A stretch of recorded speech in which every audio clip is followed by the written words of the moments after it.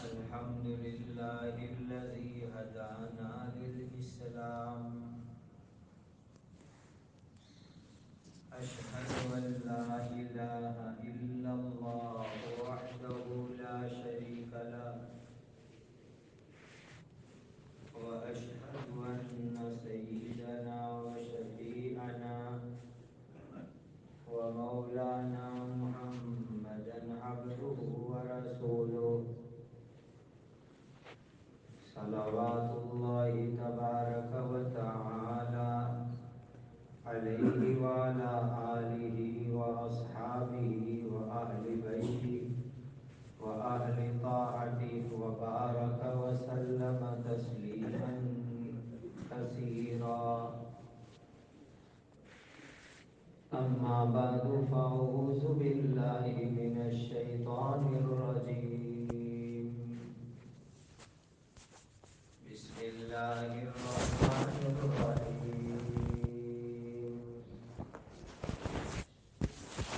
المال والبنون زينة الحياة الدنيا، والباقيات الصالحات خير عند ربك ثوابا.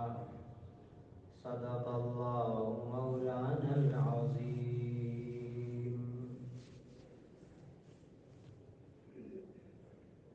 قیامت کے دن 5 سوالوں کا جواب اللہ کو دینا ہے.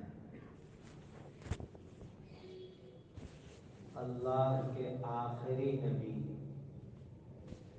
حضرت محمد مصطفیٰ صلی اللہ علیہ وسلم نے بتلایا 5 سوال قیامت کے دن ہوں گے. تمام انسانوں سے ہوں گے. انسانوں کے یہ قدم کہلاتے ہیں. یہ اللہ کے سامنے فٹ ہو جائیں گے. 5 سوالوں کا جواب دینے کے بعد آگے جانے کا موقع ملے گا. حدیث پاک کے الفاظ ہیں: لم تزل قدم ابن آدم یوم القیامہ حتی یسأل عن 5 او کما قال. یہ دونوں قدم اللہ کے سامنے جم جائیں گے. 5 سوال کے جواب دینا ہے. اور اللہ اتنے مہربان ہیں کہ سوال کیا پوچھیں گے وہ بھی بتلا دیا ہے.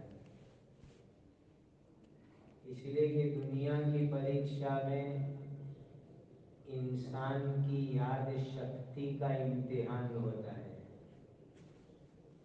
میموری پاور کا امتحان ہوتا ہے، ذہانت اور حافظے کا امتحان ہوتا ہے. اللہ کے یہاں جو سوال ہے اس کا تعلق ہے عمل اور پریکٹیکلی زندگی سے. اسی لیے یہ 5 سوال کے جواب رٹ لینے سے کام نہیں چلے گا. ایسی زندگی ہوگی تو سوال کا جواب دے سکیں گے.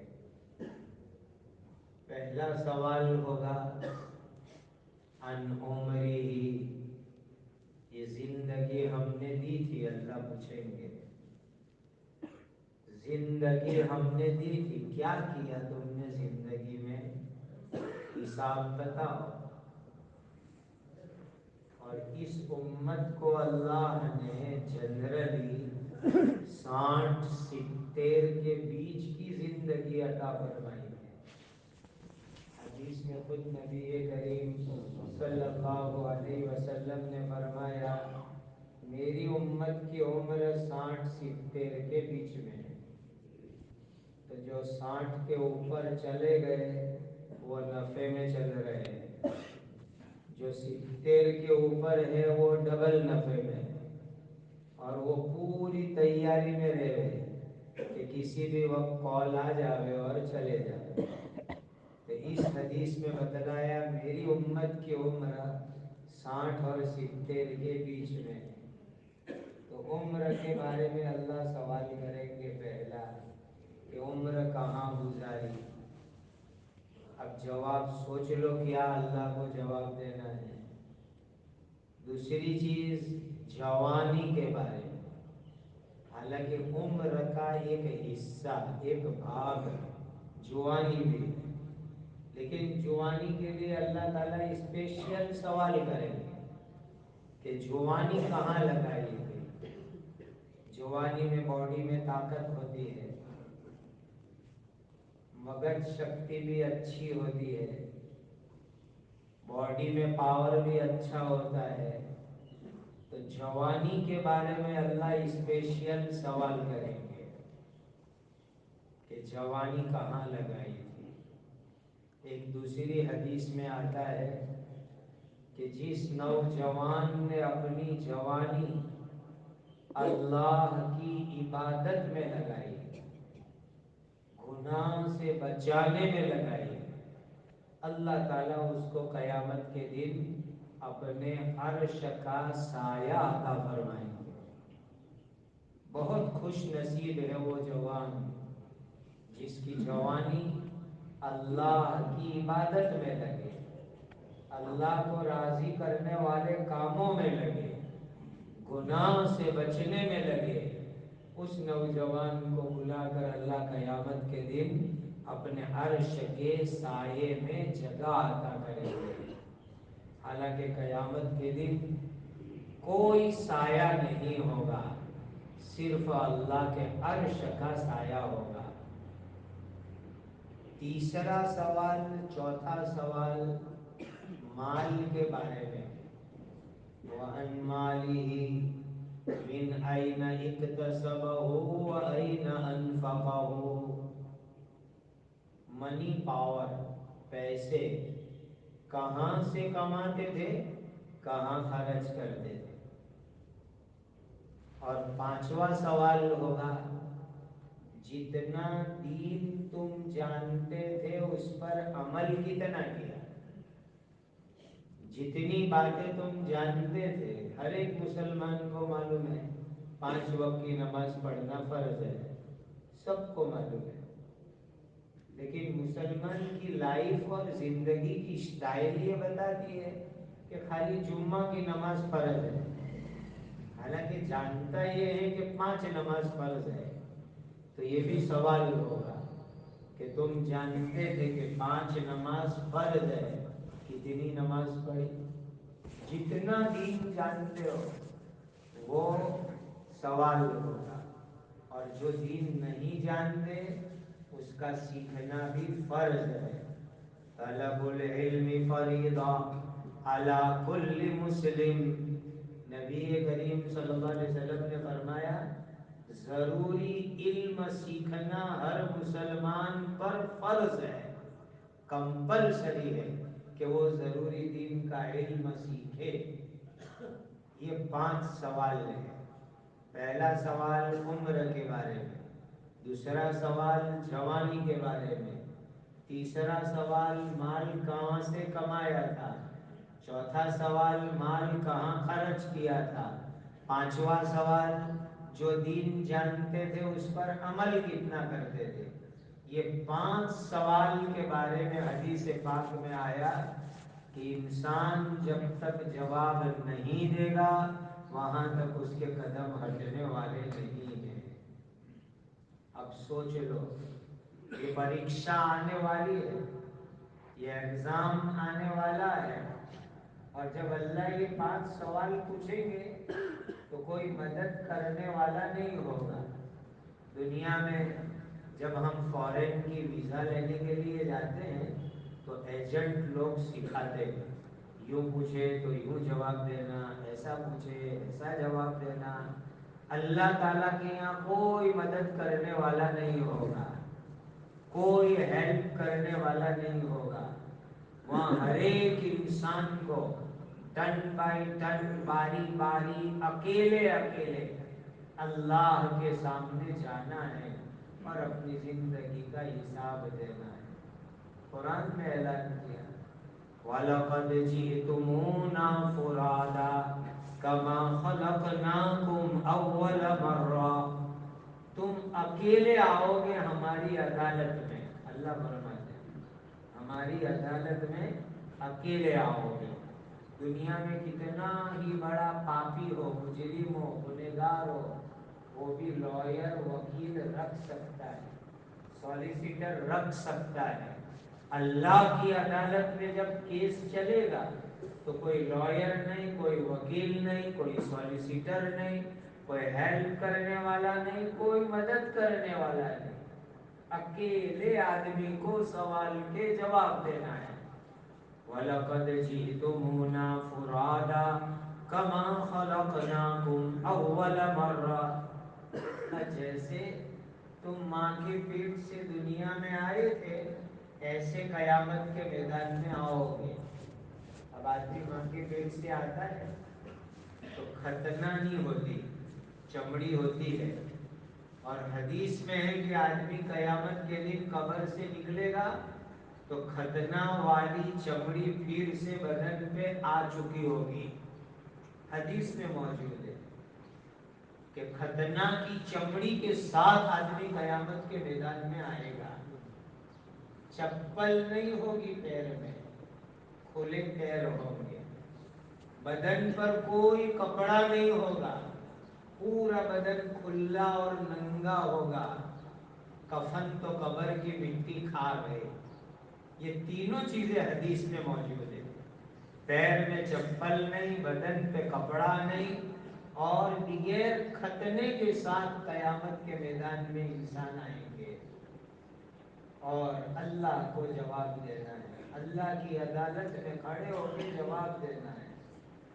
اور اس دن اتنا سنگین معاملہ ہوگا، وہاں ماحول اتنا ڈینجر ہوگا کہ کسی کو پڑوس میں جو آدمی کھڑا ہے اس کی باڈی بھی دیکھنے کی فکر نہیں ہوگی۔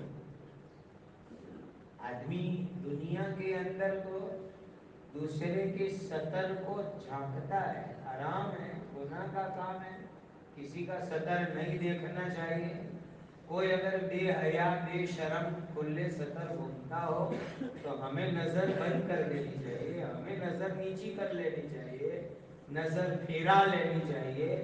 لیکن اللہ تعالیٰ کے یہاں اتنا سنگین معاملہ ہوگا کہ ہمارے آجو باجو آگے پیچھے دائیں بائیں جو ننگے لوگ کھڑے ہوں گے ان کو بھی دیکھنے کی فرصت نہیں ہوگی۔ ہر ایک آدمی یہ سوچے گا کہ میرے سوال کا جواب کیسے رہتا ہے اور مجھے جنت ملتی ہے کہ جہنم ملتی ہے، ہر ایک کو اس کی فکر ہوگی۔ اما من خفت موازینہ فامہ ہاویہ وما ادراک ما ہی نار حامیہ، ترازو ہوگی، تراگڑے ہوں گے وزن کرنے کے لیے۔ روایتوں میں آتا ہے اتنا بڑا ترازو ہوگا کہ 7 آسمان 7 زمین ایک ساتھ اس ترازو کے ایک پلڑے میں رکھ دے تو بھی وہ ترازو کا پلڑا ادھورا رہے گا، بھرائے گا نہیں، ادھورا رہے گا۔ اتنی بڑی ترازو ہوگی قیامت کے دن۔ اور دنیا میں تو آدمی ترازو میں ڈنڈی بھی مارتا ہے، 2 نمبری کرتا ہے، حرام کرتا ہے، لیکن قیامت کے دن کوئی 2 نمبری نہیں ہوگی۔ وَنَضَعُ الْمَوَازِينَ الْقِسْطَ لِيَوْمِ الْقِيَامَةِ، انصاف کے ساتھ ترازو پر تولا جائے گا، پورا انصاف ہوگا، کوئی کچھ گڑبڑ نہیں کر سکے گا، پورا انصاف۔ وَنَضَعُ الْمَوَازِينَ الْقِسْطَ لِيَوْمِ الْقِيَامَةِ، قیامت کے دن انصاف کی ترازو ہوگی اور اس میں زندگی کے اعمال تولے جائیں گے، وزن کیا جائے گا۔ سورہ القاریہ پڑھتے ہیں نماز میں، اس میں کیا پڑھتے ہیں؟ اما من ثقلت موازینہ فهو فی عیشۃ راضیہ، نیکی ایک طرف رکھیں گے، گناہ دوسری طرف رکھیں گے۔ اگر نیکی والا پلہ وزندار ہو گیا جھک گیا، اللہ جنت میں بھیج دیں گے. خدا مجھے اور آپ کو اے جنتی بنا دے. اور جس کا پلہ ہلکا ہو گیا اور گناہ والا وزندار ہو گیا، فَأُمُّهُ حَاوِيَةٌ، اس کو جہنم کے کھڈے کے اندر ڈال دیں گے. وَمَا أَدْرَاكَ مَا هِيَ نَارٌ حَامِيَةٌ، بھڑکتی آگ ہوگی، اس میں خطرناک آگ ہوگی، اس میں اللہ ڈال دیں گے. اللہ ہماری حفاظت فرمائے، جہنم سے حفاظت کرے، قبر کے عذاب سے اللہ حفاظت کرے. ایک عمل یاد کرو، وعدہ کرو عمل کریں گے. ایک حدیث سناتا ہوں میں آپ کو. ایک صحابی ہے، نبی کریم صلی اللہ علیہ وسلم نے ان کے کان میں بات کی. کان میں بات کرتے ہیں، خانگی اور امپورٹنٹ بات کرتے ہیں. اللہ کے نبی صلی اللہ علیہ وسلم نے اس صحابی کے کان میں بات کی اور بات کر کے فرمایا کہ مغرب کی نماز تم پڑھ لو، سلام پھرا دو، تو کسی کے ساتھ بات کرنے سے پہلے 7 مرتبہ یہ دعا پڑھ لینا: اللہم اجرنی من النار، اللہم اجرنی من النار. کتنی چھوٹی سی دعا ہے، پڑھو یاد ہو جائے گی. اللہم اجرنی من النار، اللہم اجرنی من النار. پھر نبی کریم صلی اللہ علیہ وسلم نے اس صحابی کو فرمایا کہ مغرب پڑھ کے یہ دعا پڑھو 7 مرتبہ. اگر اس رات میں تمہارا انتقال ہو گیا تو اللہ جہنم کی آگ سے تمہاری حفاظت کرے گا. پھر آگے فرمایا کہ فجر کی نماز تم پڑھ لو، فجر کی نماز تو سلام پھیرا کر کے کسی سے دنیا کی بات کرنا مت، پہلے 7 مرتبہ یہ دعا پڑھ لینا: اللہم اجرنی من النار. اگر اس دن میں تمہارا انتقال ہو گیا تو اللہ جہنم کی آگ سے تمہاری حفاظت کرے گا. اور یہ تو طے ہے، کوئی رات میں مرے گا، کوئی دن میں مرے گا. کسی کی دن میں موت آئے گی، کسی کی رات میں موت آئے گی. اب یہ حدیث کتنی زبردست ہے کہ فجر کے بعد 7 مرتبہ پڑھو، مغرب کے بعد 7 مرتبہ پڑھو، اور جو ہے کسی بھی وقت موت آئے گی انشاءاللہ اللہ جہنم کی آگ سے بچا لے گا. تو آج سے عمل شروع کرو، مغرب اور فجر کے بعد 7 مرتبہ یہ دعا پڑھنی: اللہم اجرنی من النار، اللہم اجرنی من النار. تو قیامت کے دن اعمال تولے جائیں گے، اور جس کے گناہ وزندار ہوئے، نیکی ہلکی ہو گئی، اس کو جہنم میں ڈالا جائے گا. اللہ جہنم سے میری آپ کی حفاظت کرے. تو اس دن 5 سوال کے جواب کمپلسری ہے، فرضیات ہے. عمر کہاں گزاری، جوانی کہاں لگائی، مال کہاں سے کمایا، مال کہاں خرچ کیا. یہ بھی سوچنے کی چیز ہے. آج ہم مال کمانے میں، خرچ کرنے میں خود کو آزاد سمجھتے ہیں کہ ہم اپنی مرضی سے جیسے چاہے ایسے کماویں. غلط چیز ہے. ہماری شریعت نے گائیڈ لائن دی ہے کہ حلال طریقے سے کماؤ، حرام طریقے سے مت کماؤ. قرآن میں فرمایا: لا تاکلوا اموالکم بینکم بالباطل. غلط طریقے سے کسی کا مال مت کھاؤ، دھوکہ دے کر، 2 نمبری کر کے، جھوٹ بول کر کے، بناوٹ کر کے، حرام طریقے سے کسی کا مال مت کھاؤ. اللہ نے قرآن میں صاف لفظوں میں منع کر دیا. اور دوسری آیت میں فرمایا: یا ایھا الرسل کلوا من الطیبات واعملوا صالحا. اللہ نبیوں کو فرماتے: اے رسولو، پاک اور حلال کھاؤ، پاک کھاؤ، حلال کھاؤ، اور نیک کام کرو. ہم کمانے میں آزاد نہیں ہیں کہ جو جیسے چاہے ایسے کماوے.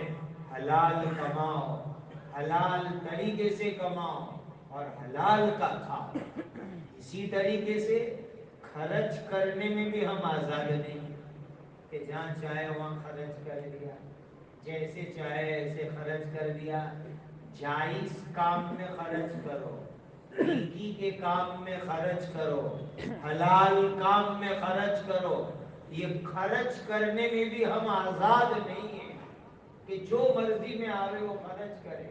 یاد رکھو, اگر اللہ کی دی ہوئی دولت غلط کام میں خرچ کرو گے, پیسوں کو غلط جگہ اڑاؤ گے, تو قیامت کے دن اس کا بھی حساب اللہ کو دینا پڑے گا, اس کا بھی جواب دینا پڑے گا.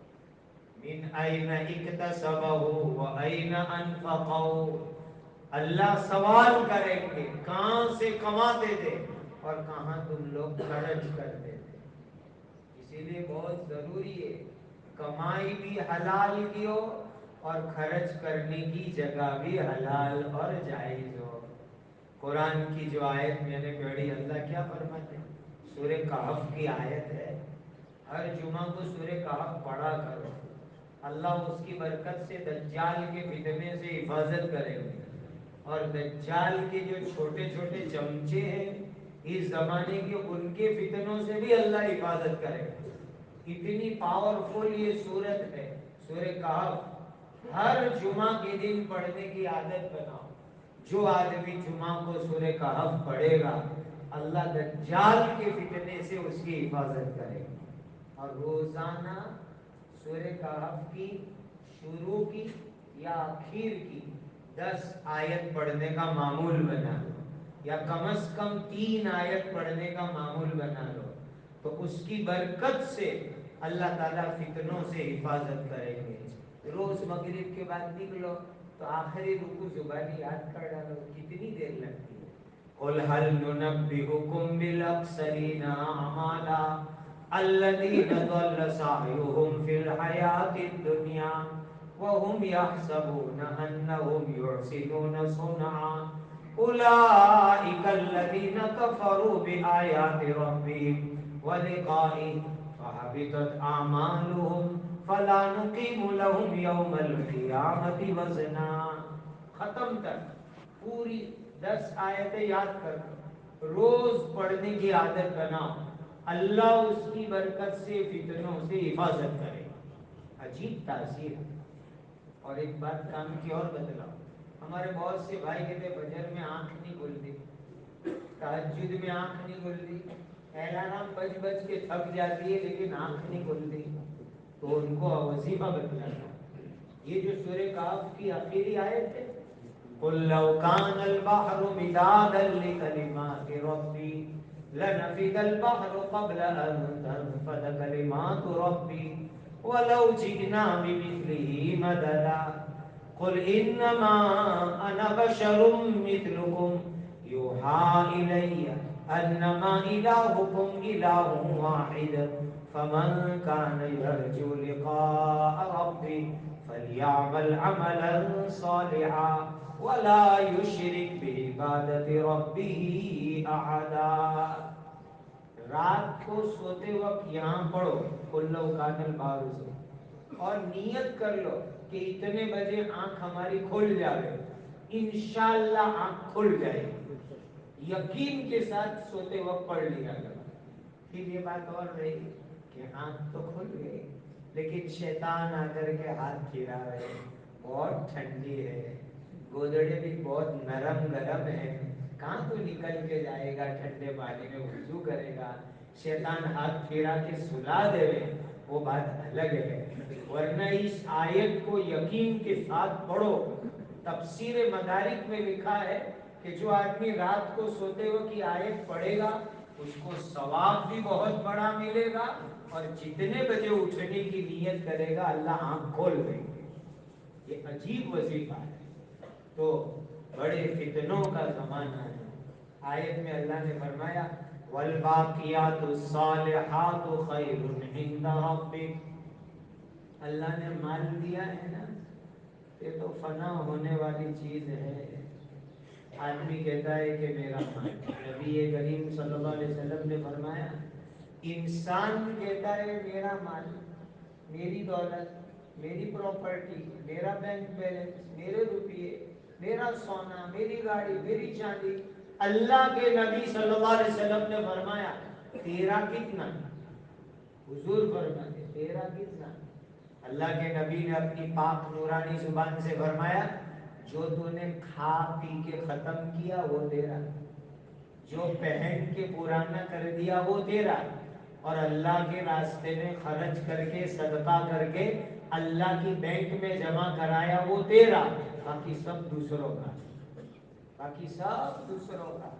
ادھر آنکھ بند نہیں ہوئی کہ یہ کہے گا میں بھی وارثدار، وہ کہے گا میں بھی وارثدار، وہ کہے گا میں بھی وارثدار.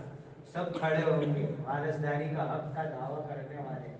3 مال اپنا ہے. اللہ کے نبی نے فرمایا جو کھایا پیا پہن کے پرانا کیا اور اللہ کی بینک میں صدقہ کر کے جمع کرا دیا وہ اپنا، باقی سب دوسروں کا. اسی لیے عقل مندی ہوشیاری ہے اپنی زندگی میں اپنے ہاتھ سے خرچ کرو. والباقیات الصالحات، مسجد میں دو، مدرسے میں دو، بیواؤں کو دو، یتیموں کو دو، غریبوں کو دو، ہاسپٹلوں میں دو، پریشان دکھی لوگوں کو دو اور اللہ کے یہاں جمع کرا دو. یہی چیز کام آئے گی. ایک چھوٹا سا قصہ سنا کے بعد مکمل کرتا ہوں. میرے ایک بیان بہت چلا تھا دنیا میں ہزاروں کی تعداد میں، کچھ کے زلزلے کے وقت میں نے کیا تھا. اس میں ایک قصہ ہے کچھ والے زلزلے کے بیان میں. اپنے یہاں گجرات میں بڑا دھرتی کمپ آیا تھا نا کچھ میں، تو دھرتی کمپ کے 6 دن ہم لوگ پہنچے. تو جب وہاں پہنچے پورا قافلہ تھا. ہمارے حضرت مفتی احمد خان پوری صاحب دامت برکاتہم، ہمارے ڈابرین کے معتمین صاحب اور سارے اساتذہ کے ساتھ. تو وہاں انجار ایک شہر ہے کچھ میں، تو وہاں مغرب کی نماز ہم نے ایک مسجد میں پڑھی، وہاں بھی تیراڑ پڑی ہوئی ہے. تو میں تو بہت پہلے سے کچھ جاتا آتا ہوں. تو وہاں ایک ہمارے دوست بہت بڑے بزنس مین، کروڑوں پتی آدمی، ہینڈ کرافٹ کا ان کا ایکسپورٹ امپورٹ کا بزنس، وہ بھی دکان میں دب کے شہید ہو گئے تھے. تو میں نے ان کے جوان بچوں کی ملاقات کی اور ملاقات کر کے ان کو کہا بیٹا تمہارے ابا کروڑ پتی تھے، حج فرض تھے، انہوں نے حج نہیں کی اور شہید ہو گئے. دھرتی کم میں گھر میں دب کر کے دکان میں دب گئے تھے، انتقال کر گئے. تم ان کی طرف سے فرض حج ادا کروا دو. تو تھوڑی دیر وہ میرا منہ دیکھتے رہے مسجد کے طرف سائڈ میں. تھوڑی دیر بعد مجھے کہنے لگے میرے باپ پہ حج فرض تھی، اس نے زندگی میں نہیں کی، ہم اس کی طرف سے نہیں کروائیں گے. یہ ہے اولاد پر بھروسہ کرنے کا حال. فرض حج بھی اولاد کرانے کے لیے تیار نہیں ہے. یہ خود کے انوبھو کا قصہ کہہ رہا ہوں. اسی لیے تم یہ سوچو کہ کروڑوں روپیہ آوے اور اولاد ہمارے لیے صدقہ جاریہ کرے، یہ بھول جاؤ. اپنی زندگی میں جو ہو کر لو، اپنے ہاتھ سے خرچ کر لو، اللہ کے نام کے اوپر جو خدا کے بینک میں جمع ہوگا وہ کام آئے گا. اللہ ہم کو اس کی توفیق عطا فرمائے. وآخر دعوانا ان الحمد للہ.